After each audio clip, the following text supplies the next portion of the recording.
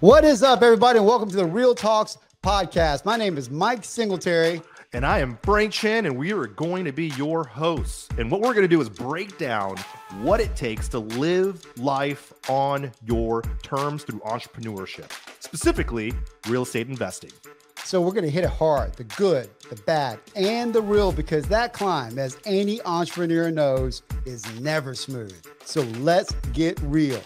Have one of the top experts in the space on our show today to kind of dive into his business, but as well as share with y'all the wonderful world of land investing. And who that is Mr. Brent Bowers. And he is an investor and coach that focuses predominantly on buying and selling vacant land.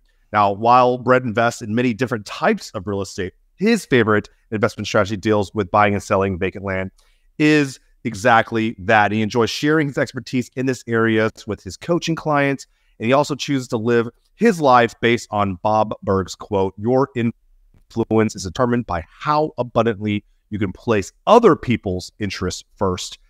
So true. And he is passionate about helping others find success in real estate investing, particularly in land investments. Now, I've had a meeting with him like a few days ago, a few days ago. And it was really exciting to see where how much he's accomplished already on his own. And I believe he's just at the beginning of his journey, kind of sharing his mission and sharing what he's able to do with more and more people. So I'm very excited to bring him on today, dive into his business, hopefully educate some of you guys on this very big opportunity that I don't think is going to go away anytime soon. I'd love to get into those numbers. But before we do, without further ado, let's bring on Mr. Brent Bowers. Welcome to the show, brother. How are you, my friend? I'm good, Frank, Mike. Man, I hope I can live up to that introduction. That was just phenomenal. We should just end the show now. That's just one shoe, and the other shoe will drop. The idea here is, I know you've been doing this for how long now? Since I got into it, 2016 was when I bought that first piece of land. Had no clue what the heck I was doing. Yeah, and what was the taste of it that got you kind of all in? Yeah, I mean, the taste of it was that it was just like I was already buying rentals. I had multiple rentals, and I appreciate you sharing too, Frank, about the foundation problems and the issues. Like, there is always a challenge for entrepreneurs to fix, and it's like, if you don't have any challenges, you're probably not in business. Like, I just checked my email right before this. I saw that a lien got put on one of my parcels of land. I'm like, what the heck? So now I got to figure out what that's all about later. But there's always a challenge. And I was in rentals. I was trying to wholesale houses all while in the military. And really, I wanted to make enough money so I could get the heck out of the military and stop deploying and leaving my family for a year and a half at a time. So I mailed a bunch of tax delinquent landowners, got a great response. I mean, the response rate was just unbelievable. And everyone's like, what's the response rate? Well, I don't really care about response rates. I want conversion rate. But the conversion rates were pretty cool too. On 600 letters, I bought 2 parcels of land within a couple of weeks. And they weren't like home run deals, but it was quick, fast money. Like, I bought one for $285 and sold it for $5,000. And I was like, wow, that was too easy. Let's do another one. And then the second one was $500. I purchased that one for and sold that one for $500 down and $400 a month. So I was like, okay, now I have passive income. It's like a rental, but nothing's ever going to break on this land. And this guy's going to pay me for the next several months. Yeah. One of the things I feel like is one of the biggest misconceptions, and I see like the marketing out there regarding land, and buy properties at 80% off of market. Obviously you just mentioned a deal there, 285, sold it for $5. What's the mindset of an individual who's willing to offset a property or just offload a property for $285? Some people carry that in their wallets right now. Yeah. We just called the don't wanters, the people that just don't want it. This guy was a retired CPA, and it was actually what he was behind on his taxes for. That was the amount he was behind on his taxes. So he didn't really care about selling the land for what it was worth. And in his mind, it was worth nothing because it was a non-buildable parcel of land. Same thing for a piece of land we're buying right now in Tennessee for $131,000. If everything is correct on it, now I'm waiting for my land sales specialist realtor to walk it. But if everything's correct and it has the views that I think it's going to have, we should be able to sell it for $300,000. Why is that person selling it? Because he bought it 20 years ago and he was going to build that cabin. Life happened for him. He sent multiple grandchildren to college. Wife passed away. that's no longer a dream of his anymore. So it's just like, yeah, take it. Like, I don't want it. Just give me something for it. So in 2016, were you mainly in houses, and how long were you doing that? And then how quickly was that transition over to land? Yeah. So it was, I wish it was a little quicker than what happened, because I rode houses till about 2021 as well. I was trying to do both of them simultaneously, but I'm there right now, man. So I'd love to hear this answer. Okay, so let me tell you about my failures. I'm probably going to be your guest that talks about more failures, because I think that's how I learn, is like, I got to fail. But when I'm having a good time and making a ton of money, I'm like, we're like partying, and we don't go back and do the after action review like, we used to do in the military. Like, okay, what went right? What went wrong? What could we improve? Like, we call it the AARs, after action reviews. So up until about 2021, I was really just feeding my ego and trying to impress friends that didn't really care. So I was like, okay, we're going to do land, and we're going to flip 7 houses and build 2 or 3 at the same time on the land that we're buying, until my accountant finally was like, listen, I also hired a fractional CFO. Do you realize you are funding the house business with your land, and your house business is like almost losing money, barely, but your land business is way more profitable? And I looked at the amount of time I was spending on both of them. 80% house business, 80% of my time. Actually, let me back up. It was more like 90% my time, 10% land, but land was way more profitable than the houses. So, but when did I start in houses? It was in 2007. That was a sad story as well. That's for another podcast. Right, man. Yeah, it's called Real Talks for a reason. So it was. Keep going. Yeah, keep going, brother. Oh, no. I mean, it sounds like at that time you had to come to Jesus, like, listen, what am I doing over here on the house side, right? Now, like, forget about this. Let's pivot all the way to land, which is more difficult than you think when you have to completely cast away a part of your business that you've been working on for a long time. Yes. So it takes a lot of guts and bravery, right? But the numbers tell, the story. So when you went into land, like, talk to, like, say, a student that comes to you and he's having houses right now. How would you advise that guy to progress into this space?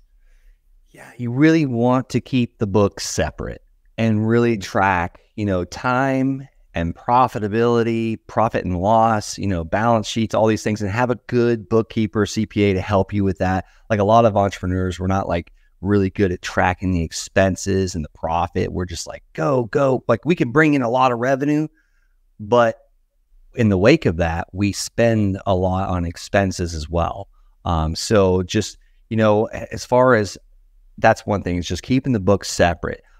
Yes, you can use a lot of the same systems, the same CRM, same calling systems, but you want to kind of track the income and the expenses as much as possible and separate them. Don't go down the route that I did, where it was like really just, intercompany, it was, what do they call it? Where one LLC is paying the other LLCs. It's commingling. There you go. Commingling. One of the things I always like to do, because I work with a lot of newbie investors, is trying to find the parallel, right? A lot of the mental blocks that most investors face is thinking, oh, if I dive into something new, I got to set up all new systems. You kind of briefly touched on that.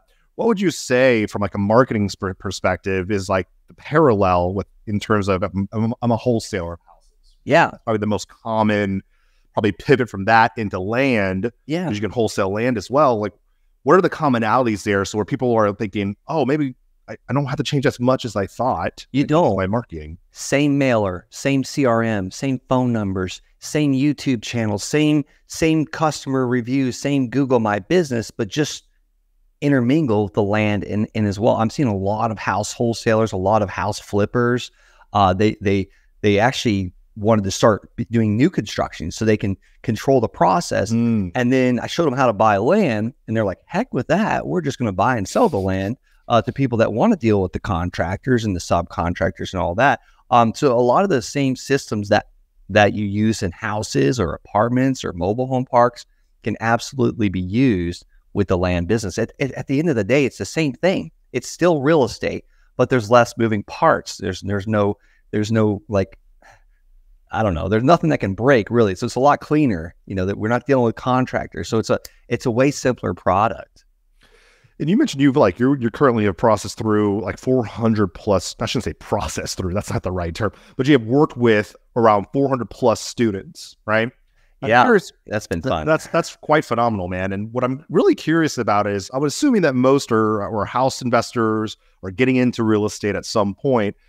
If you could just give us a rough percentage, how many of them have fully converted to land, or does it always end up becoming like a mixture of sorts because they just can't let go of the housing business? A lot of them have full, and this is not a metric I track. This is totally emotion, what I'm telling you here. Sure. Quite a few have quit their jobs, because I've worked with a lot of people that were doing houses but still working that W-2 job because they never made it over that hump because they were buying rentals. And they're like, Brent, every time you turn around, like, I'm spending money on this rental. If I quit my job, I can't afford to have this house. Mm-hmm. So one guy, he was like, listen, in 1 month, I put enough income away. I put in one land deal, I put enough money away to cover my household expenses for 1 year. He's like, heck with Dave Ramsey, that 6 month thing. I did 1 year. So like another one comes to mind right now, Mason McDonald. He basically quit his job as the CEO of a hospital in 3 months because he made more on land on one deal than he did the whole entire year's salary as the CEO of a hospital. And by the way, his health was deteriorating from the stress that was on him from managing all these people. Then you got guys like Brian, Brian Hemmerly and his nephew Peyton. Like, Brian's doing houses. He brings in Peyton to help him with the land. And Brian's like, man, I just need to drop the houses. And he said this on a podcast with me the other day with the Wholesaling Inc. podcast. But, I don't have a metric for that, but there's quite a few of them. That's awesome, man. So let's kind of work backwards a little bit, man. So what do you specialize in? Do you specialize in rural properties, infill? And then how do you pick a market? I know these are standard questions that you probably answered 100 times, but everybody seems to have a little bit of a different metric or a different way of doing it. I've went back and forth. I really started in the rural, middle of nowhere, cheap. Some people call them desert lots. I did some of those as well. I did about 120 of those. Then I bought a bunch of land that was high desert in Colorado. And that was rural. And that's really how I built up my passive income, because I sold a lot of those on payments.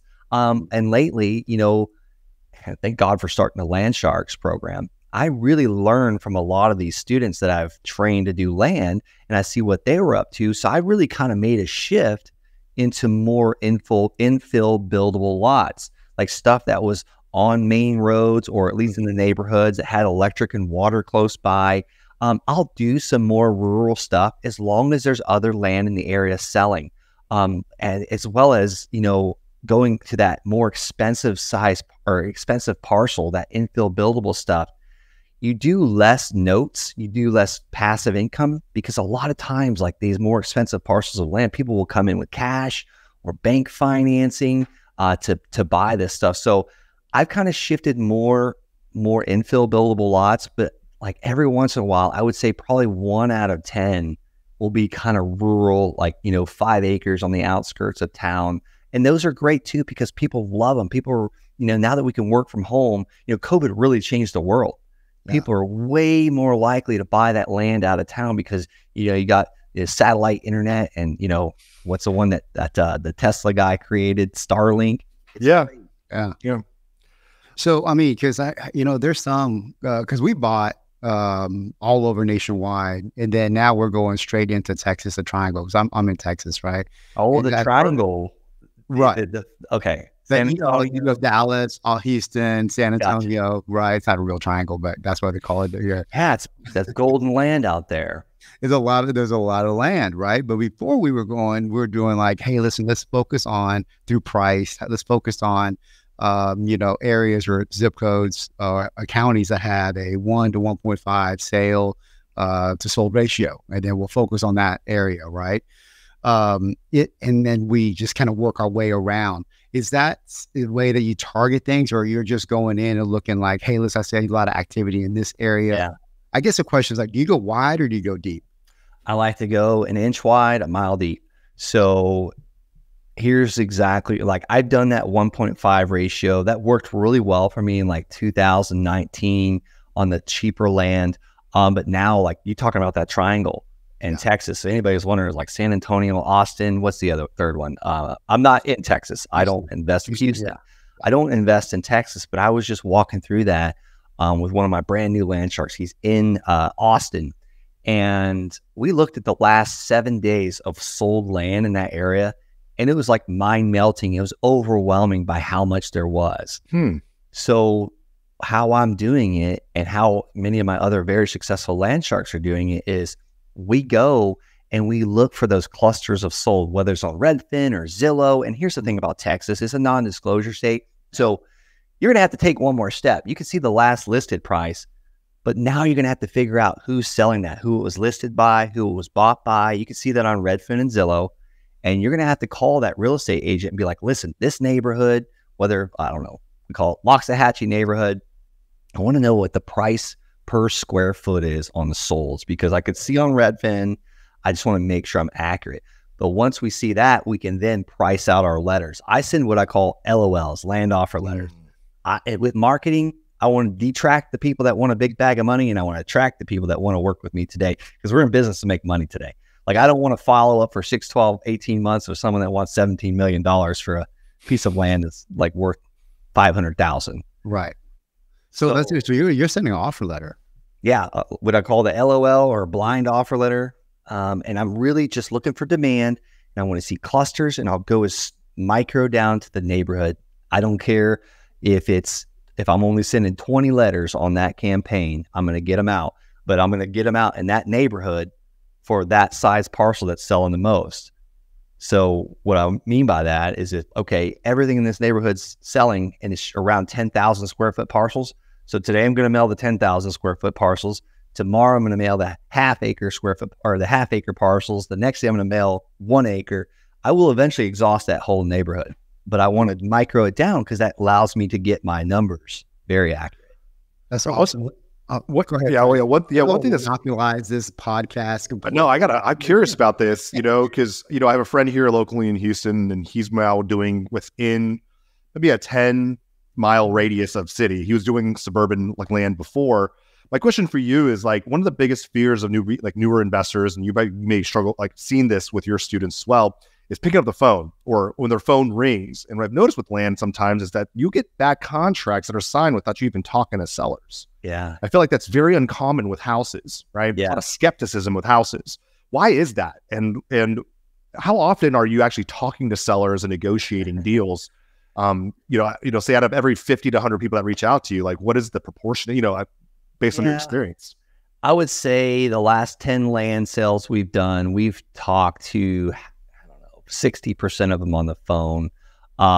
Sometimes, there will be one phone call or two maybe, but I just bought a piece of land the other day in Vero Beach, Florida. It's about 2 months ago out now, and we never actually spoke on the phone. And it was all via email, and there were several email, basically we went back and forth a couple of days because I had the APN wrong. So the seller was like, no, we got to get this right. And I was like, oh, I see what you mean. It was actually the PIN number. So we fixed it. And then at the end of that, because I was actually trying to sell it before I took ownership of it, because I'd never been in that area before. So I was trying to sell it for $30,000. I had my realtor list it, and I had 6 weeks to buy it. And basically I ran out of time. So I was like, wow, this is a no brainer. I can sell this thing for $30,000. So I just paid for it, $15,000. We closed. I emailed the guy. I said, thanks for trusting me to get it done. And he said, sure thing, right back at you, Brent. And that was it. And then a week later, I sold it for $30K. Wow. And we made like $11,000 net profit. And I might have had, 15 minutes into that between closing on it and emailing the seller a couple times. That's different, man. Yeah, I'm going to give you the floor right after this question here. So you mentioned something interesting here, is that you self-close, or did you self-close on that one? Oh, no. Definitely get a title insurance policy. You can get land for free. And now I still want a title insurance policy on it because there's liens. There could be IRS tax liens on it. You name it. So I'm not recommending buying land without a title insurance policy. Even on the really low level ones, because sometimes the title policy will cost as much as the land. Yes, I've done a bunch of those. I've done a tremendous amount of them, and I feel like I have been blessed to, well, one time I actually inherited a $175,000 IRS tax lien. I had to wait a year to record the property in my name for that thing to fall off. And luckily the title company didn't put that quitclaim deed in my name, because I actually had it sold. And then a year later, I ended up selling it for twice the amount the second time. So, yeah, I don't deal in the lower price properties anymore, like the $285 one. That one, I actually just brought it to the title company and assigned that contract is all I did. Got it. So I don't recommend it. You know, you can assign it, and my buyer ended up paying those closing costs. Okay. Let me ask, let's go back to the offer letter, if you don't mind, because I'm assuming you're almost 100% direct mail. Is that? Yeah. No texting, no cold calling. I've been sued for 3 text messages and 1 cold call. That was a big pain in the Oh my God. so I don't really teach people how to do that. I wouldn't either. Yeah, that land offer letter, we've been triple split testing it against a letter that looks like a check, and then against like a postcard, and the land offer letter has been outperforming the other 2 put together. And you know what? Let's give it to the Real Talk audience. If they go to the landsharks.com/LOL, as in land offer letter, they can download a copy. I think it asks for the name and email and a phone number, and then it will email a copy to you. And it usually goes to the spam folder. So check spam. Well, we'll put it on the links for sure. So when you're sending out the offer, because I know that all the other educators are like, you know, you want to buy below 50%. Yeah. You know what I mean? Everybody wants to sell it below 50%. So a lot of times it's hovering around that 65, 70%. Yeah. And, you know, how are you monetizing those? Yeah. So when I was doing the $10,000 parcels, the parcels I can only sell for about 10,000, I had to buy it like 10 cents on the dollar. So I was buying like at 1,000, then I'd have title fees, and that would be 2,000 into it. So I'd have like 20 cents on the dollar into it. But when I started buying like $150,000 parcels, $200,000 parcels, I love to put it in a spreadsheet. Okay, here's about what I'll sell it for. You know, just say 100,000 for easy math, because I got to round numbers for this, you know, this Florida education I got. So 100,000 minus realtor fees, call it 6%, minus a buyer's discount, call that 10%. So I want to list it for 90 if everything else is listed for 100, right? And offer seller financing. So I don't want to sit on the market for 288 days. I want that thing to sit on the market for 2 days and be gone. This guy's selling the same piece of land for 90,000. This one's 100,000, and he'll seller finance it if we do $25,000, $35,000 down. Deal. Also closing costs, figuring in closing costs, putting in my profit of $10,000 minimum. And what is that? We're at 80 cents on the dollar at this point, 79 cents on the dollar. Figuring an oops factor maybe of 10 grand. Like oops could be, you know, in houses, like oops factors. Like if anybody's flipping houses in here, if you're not doing oops factors, it will change your life. But even with land, you know, you could need a survey, or you could find out you got to run that power, you know, 500 feet, and it's going to cost you 10 grand. So figure that in. So now we're at what, 70 cents on the dollar. So that opens up a whole nother set of questions. So you're adding seller financing to all of them, or just to certain ones that you buy cheap enough that down payment will cover most of the note? My goal is to get seller financing on every single parcel of land I sell. I just want to pay off my lender or recoup my land buying account. And do I always do it? No. Right. Will I always pay off the lender? No. Sometimes I'm like, look, we're going to be in this one for a little while. Or the land account, you know, right now it's built back up again, but it might be drained here very soon. I've got one that I've got 153,000 into, but the guy's offering me 50,000 down. He's going to buy it for 250 total. I'm going to get a 30-year mortgage. He's going to pay like $2,200 a month.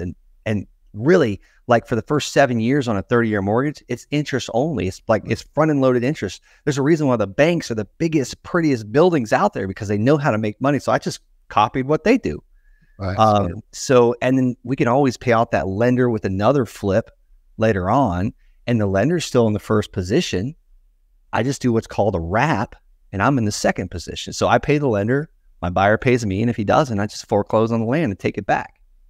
So super interesting. So I mean, you're wrapping the original note. You're using that lender, and we had a friend of ours, Scott. I'm sorry his last name, but the art of the slow flip, where he's buying houses, he's putting private money in it, he's wrapping it, making 0%, zero profit the first 5 years, and the rest, the other 25 years, is just clear profit.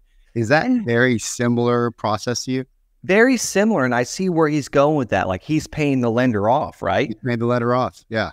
Well, I got a similar one like that. I like to be profitable immediately and forever in land. So let me give you an example. We bought a parcel for $40,000, and my in-laws had some cash that they wanted to use. So we're paying them 9%. They paid for the purchase of the property, and this one took a little while to buy because we were going through probate. The sellers were going through probate.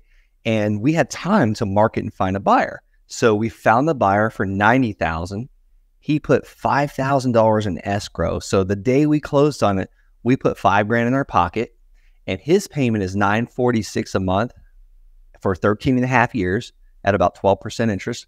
And then my mother-in-law's payment is $800 a month for 5 years at 9% interest. So she'll be paid off in 5 years. I'll still have another 8 years to go with this buyer. So we're going to make money in the beginning, throughout the middle, because we're keeping that $146 difference. And then at the end, we should be about $105,000 net profit on that one little land deal that didn't cost us any of our own money. Wow. Yeah, I mean, because that's so smart, because you can lose money, not lose money, you can run out of money really, really quickly, right? It's got to find anything. I mean, it's like, it looks great on the balance sheet. It looks great, on paper, but man, you're juggling Peter and pay Paul sometimes whenever you're having so much money out and not enough covering that initial spend. Have you ever had to deal with that? And just kind of gives an example of how you worked your way through that. Yeah, I'll tell you, like, for the longest time, I couldn't figure it out. And I got to give David Richter, you guys know David, right? Yeah. He wrote Profit First for Real Estate Investors. I remember him flat out telling me on the phone, and this is back when I had to fire sell like multiple houses because like the market changed with the whole interest rate. And he's like, how much of your own money do you have in these houses? And I was like, pretty much everything. Like, he's like, well, how much money do you think you'd have in an account if you were using Profit First and utilizing private lending, or maybe hard money lenders, or maybe bank loans, and you kept all of your money out of these properties? Mm-hmm. I'm like, over $1 million, easy. With that, like, didn't even think about it. Probably more than that. He goes, do you think you'd be fire selling everything if you were using other lenders? Because you're thinking like a real estate investor. You're basically being stingy. You're greedy. You're trying to get the most amount on every deal. Where a business person, they use other people's money to fund the business, and they basically fund their Profit First accounts. So that day forward, I was thinking to myself, like, this is why I always run out of money. And I got to wait 30 days for that land payment account to replenish itself, because we have like roughly 69 parcels of land paying us pretty much every single day, but 69 payments a month on the land. So I'd have to wait 30 days before I can buy anything else or flip a piece of land and get that cash. So it was either flipping the land, flipping a house, or waiting 30 days for the money to replenish. This is obviously much more attractive, and I've been in many situations where I'm always seeing house investors listening to the land. They understand it, they get it. And I always feel like one of the most common questions they ask is like, what does competition look like right now? This is so attractive, and it's like no tenants, toilets, and trash. You're not dealing with the physical property and all these things. Why, like, all these successful house investors, wouldn't they just flip a switch and just jump ship and go over here? Why don't you think that's happened, and why has it happened quickly? I think a lot of it. What's that, Mike? Oh, it's happening. Yeah, the wave is behind. It's, I think if you're into surfing, like, the wave is almost there. You better be paddling right now. So I'm seeing it right now. I really am. And I think the longest time is because no one's made a cool TV show on HGTV about it. There's not like a bunch of cool seminars and these house, because houses are sexy. Like, everyone wants to see the before and the after, and the transformation. Land is like, I wish you could see them on my other wall. It's like before trees, after trees. Like, there's no change. So there's nothing cool to talk about. It's like all this behind the scenes stuff. Plus, banks don't really fund for land. It's a lot harder to get financing for land. But what's awesome about it is that gives me an opportunity. That's where the sellers, I was talking about my mother-in-law. Why didn't the seller just sell it to us at $40,000 and she would have a consistent paycheck for, the next 13 years? Because her son actually basically stole the money from her that she received, and she could have just kept that money coming in every month and she wouldn't have lost it all.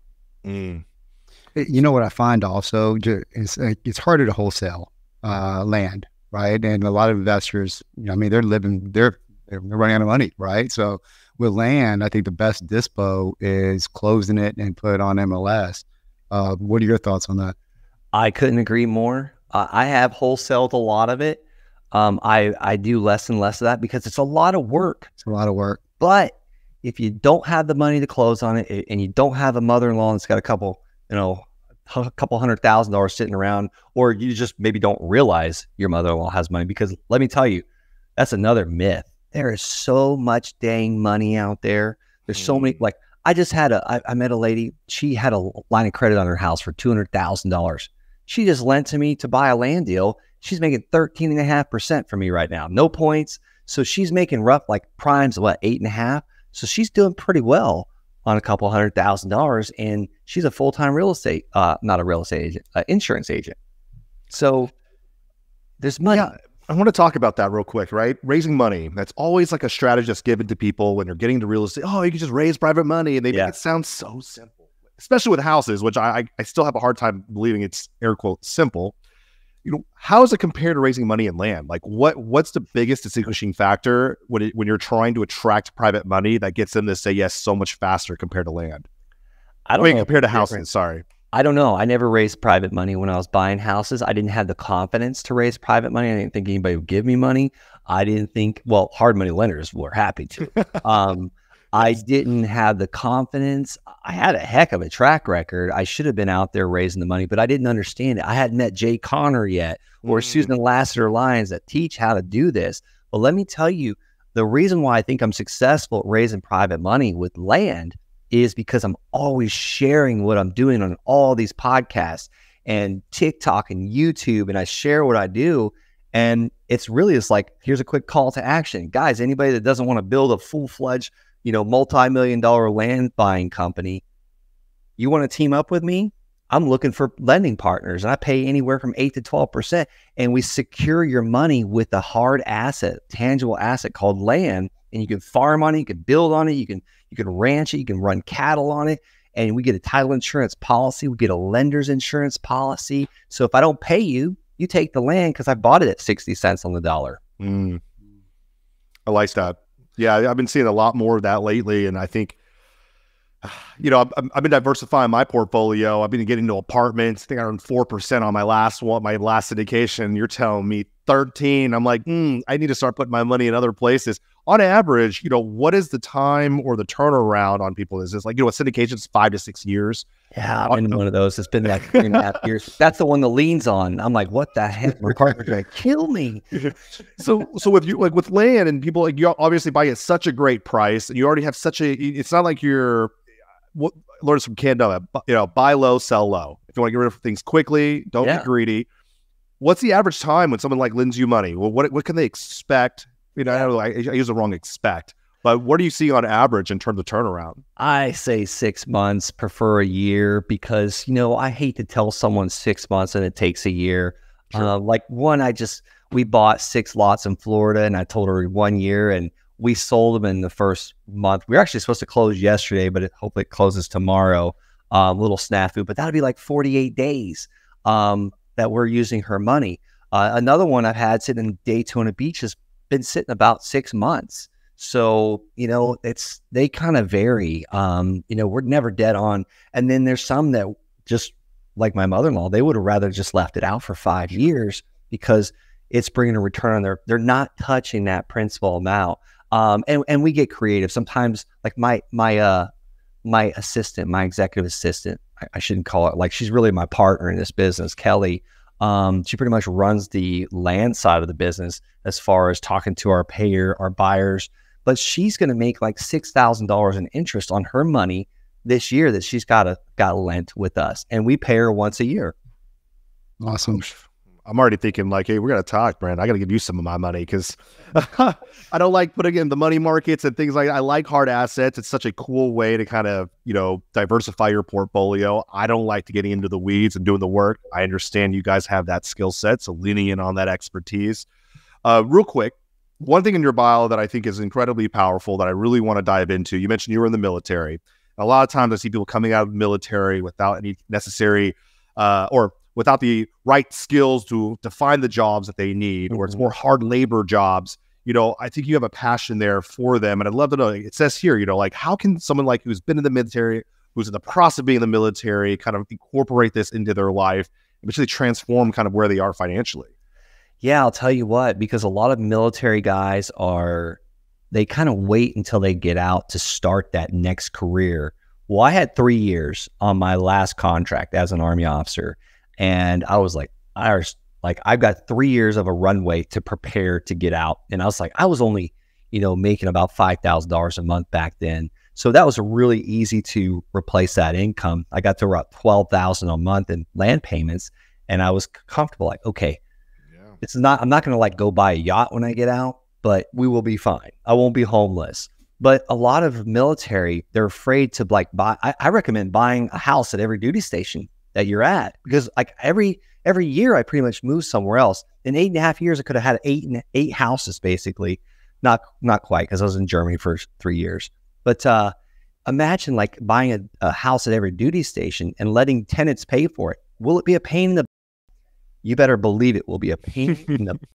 But in 30 years or 15, maybe put them all on 15-year mortgages, those things will be paid off.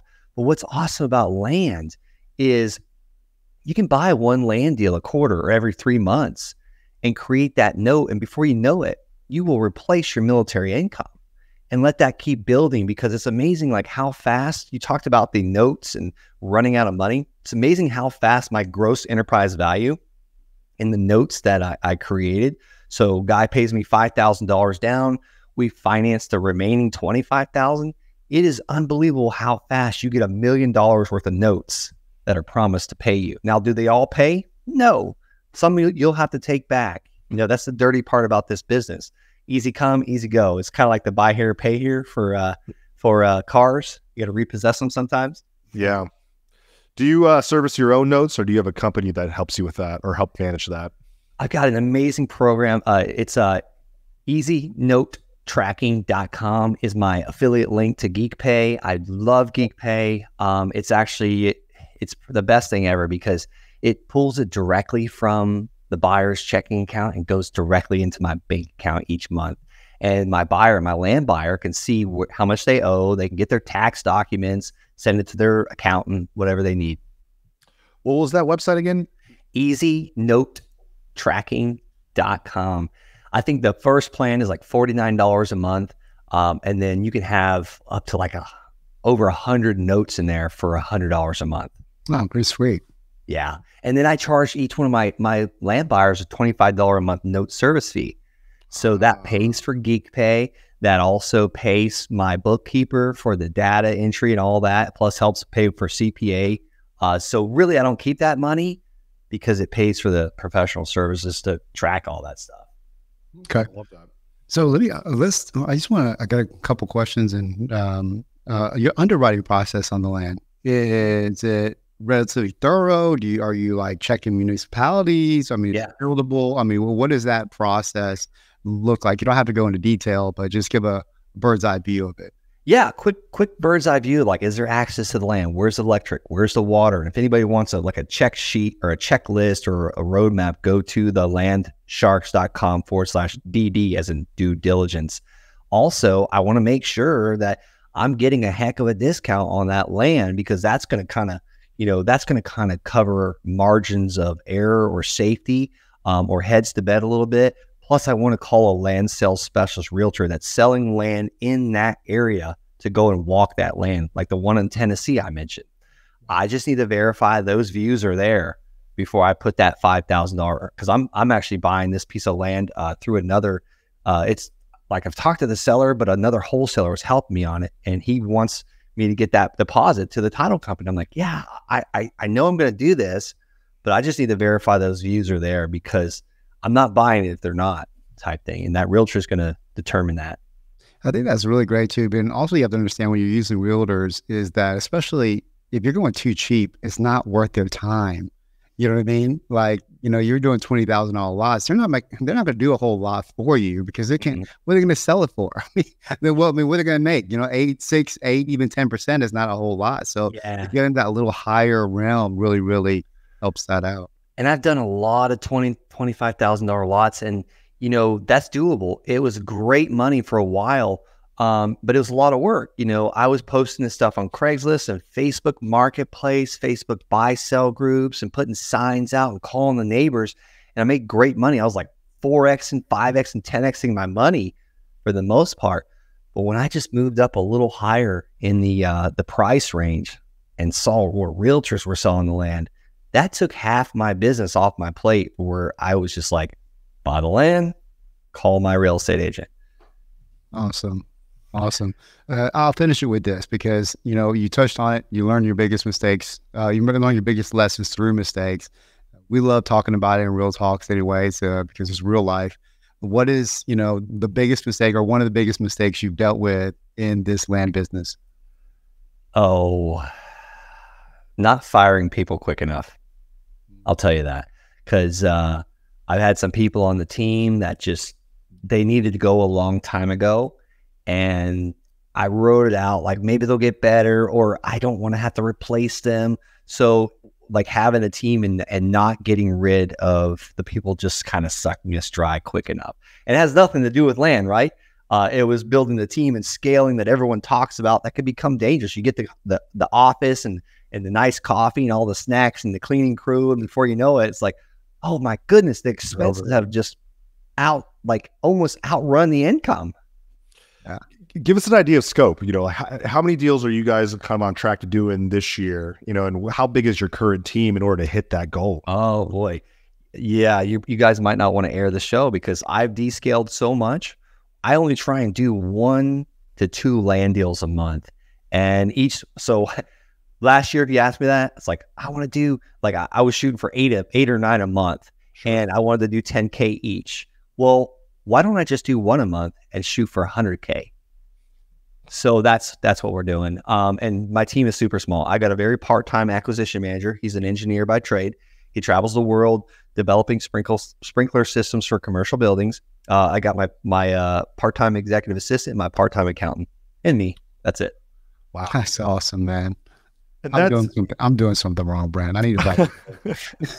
I'll tell you, we had like 15 people at one time, and I turned into daddy daycare. I was like taking phone calls and stressing out and getting gray hairs in my beard. And my wife's like, I don't like you. Yeah. We built all this. She's like, you told me 5 years ago, you would have more time and do more things with the kids. And here you are running around like crazy, off because you're losing money on all these houses. And well, you don't know what's going on. She's like, well, you created all of it. It was that Parkinson's law. I left the military, had a lot of time, and then started more businesses. But I love what you're saying here. And the reason why I can relate to this so well, and I think many can as well, is we have such high goals for ourselves. High achievers, entrepreneurs always are constantly chasing that white rabbit. Once you hit that, you're looking for the next one, right? And what's interesting, what you've done is you've identified ways to maximize your time while multiplying your output. And I think a lot of the times people think it's a direct correlation. Well, the harder I work, the more money I make. That's not the case. With a good team, the right hires, the right business model, looking for the right types of deals, and just spending a little bit going deeper on those can really translate to the same outcome. And I think that's a really big mindset shift that I hope people caught on to, because I think, like you said, Mike's like, I'm doing something wrong. And all he had to do was hear from you saying, we do 1 to 2, we aim for higher profit margins, and we keep our teams lean and mean. And it's like, yeah. And no one believes me when I say that I only send 300 to 500 letters a week out to landowners. No way. Yeah, it's crazy. But when we were in the house business, I'm spending like $15,000 a month on marketing just for letters or postcards. And I'm like, we might get 1 deal from that.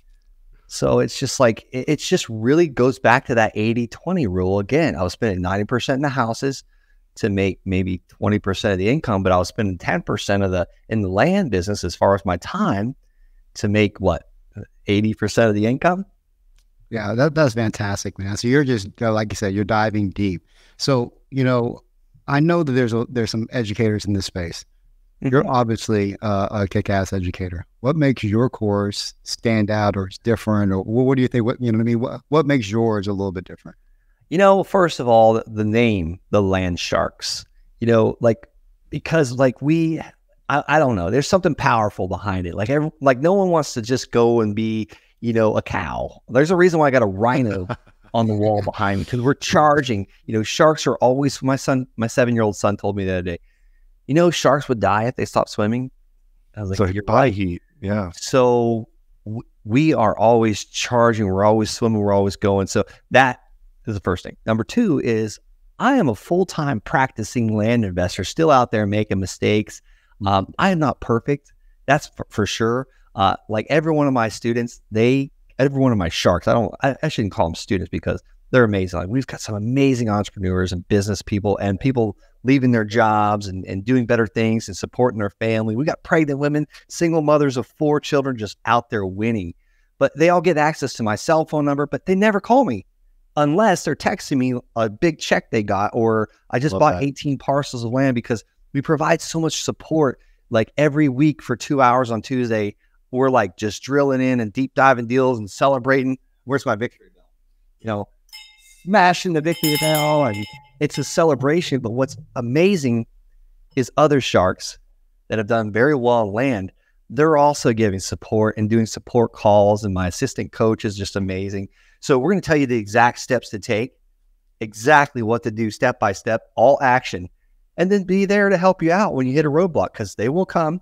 The obstacles will always come. I still get them today. Like we're dealing with a piece of land right now. It's like we can't figure out who owns the triangle next to the water. It's like we've been dealing with it 3 weeks now.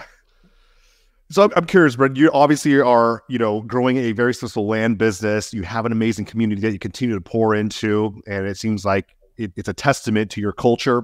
What's next for Brent Bowers? What's kind of the next thing that we can all look forward to as you kind of hit this next progression in your life? Well, Frank, here's an example. I mean, you blew my mind the other day. I'm still like recovering from talking to you for 30 minutes, and then I went on vacation, so I didn't fall off the face of the earth.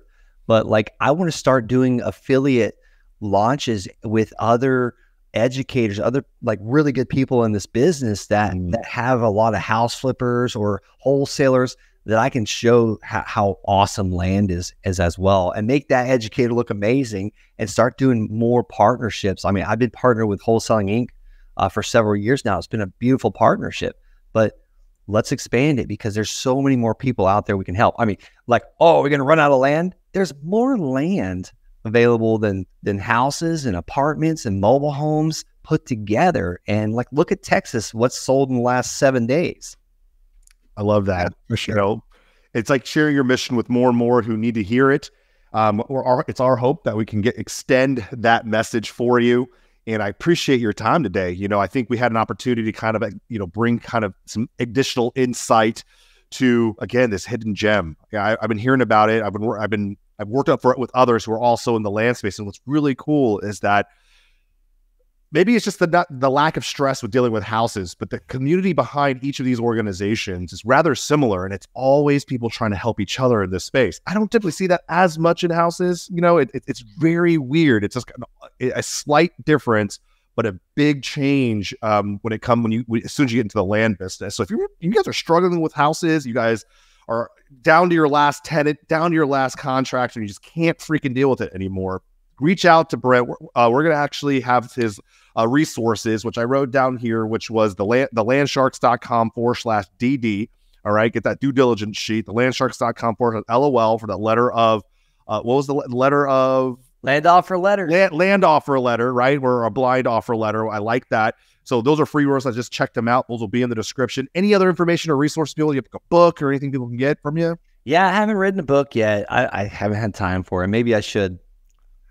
Well, yes. We're going to find you, my friend.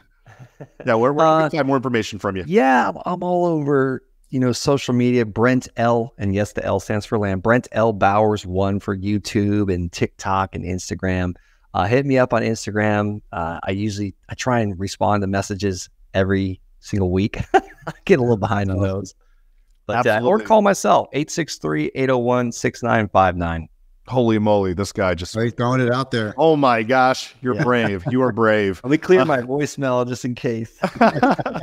But thank you so much for your time today, and appreciate you bringing us into your world. Again, this is Brent Bowers with the Land Sharks, and this is your host, Mike and Frank. Hope you guys enjoyed today's value and content. Feel free to leave comments. Let us know if you want to get a hold of Brent or what you loved about today's episode. We appreciate you guys' support. Until the next time, we'll see you on the next one. Cheers, everybody. So that's a wrap. Thank you, everybody, for tuning in. I hope you received value from this episode. If so, please share this podcast with your friends so we can help more people just like you. Also, hook up with us on Facebook, IG, and YouTube at Real Talks. That's REIL Talks. So until next time, keep it cool and keep it real.